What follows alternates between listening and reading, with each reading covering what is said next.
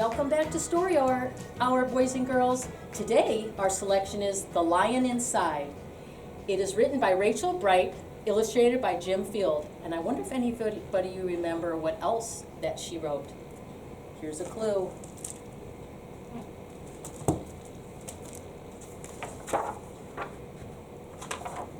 The Lion Inside.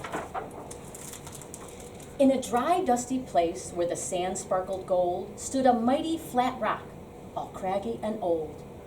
And under that rock, in a tiny full house, lived the littlest, quietest, meekest brown mouse. He was so very tiny, so incredibly small, that nobody noticed him ever at all. Hello, there he is down there. Woo! He got stepped on and sat on. He missed out on stuff. Ignored and forgotten, ouch! His mouse life was tough. Meanwhile, far above on top of the rock, times were quite different. It was lion o'clock. This huge toothy creature made sure everyone saw how important he was by how loud he could roar. Why don't you try it? Roar. He was head of the pack. He was shouty and proud. He loved flexing his biceps, look at that, and wowing the crowd. Yes, all were impressed by this mighty king cat. If only, thought Mouse, I could be more like that.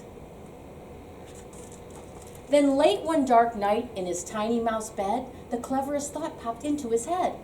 He leaped up into the darkness and held up a paw. I've got it, he said. What I need is a roar. I mean, what if this mouse with the weak weenies squeak were a little more grrr and a little less meek? Well, he'd still be the smallest of fuzzy brown mice, but he'd make friends and join in, and life would be nice. Yes, thought the mouse, I must find out how. I will learn how to roar, and I will learn it now. But it wouldn't be easy. There was only one beast who could teach him this thing, but might make him a feast. It was time to be strong, take a chance after all. Forever was such a long time to feel small. I wonder if any of you are guessing who he's going to find. So he made himself brave and he thought like a winner. He set off for the top, hoping not to be dinner. It felt like the scariest thing he could do, but if you want things to change, you first have to change you.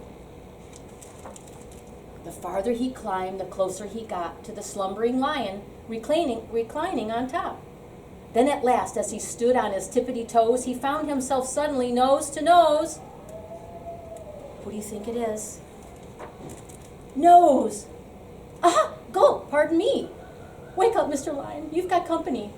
Squeak, Mr. Lion. What I've come to you for is Squeak. Do you think you could teach me your roar? What do you think the lion is going to do? A silence befell that twinkling plain. Lion opened his eyes and puffed out his mane.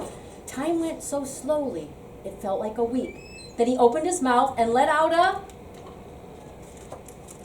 eek. Now who's afraid? The lion curled up in a terrified ball. He didn't like this, not one bit at all.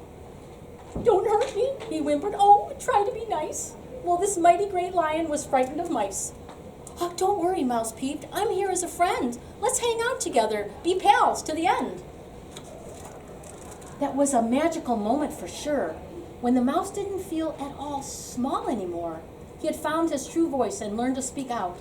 And for that, you don't need to roar or to shout. And from that day and always, the two were a pair. They both liked the rock better, now that the rock was to share. The mouse, while still little, felt big in his head, and Lion, he still roared, but with laughter instead. Yes, that day they both learned that no matter your size, we all have a mouse and a lion inside. Thank you, boys and girls.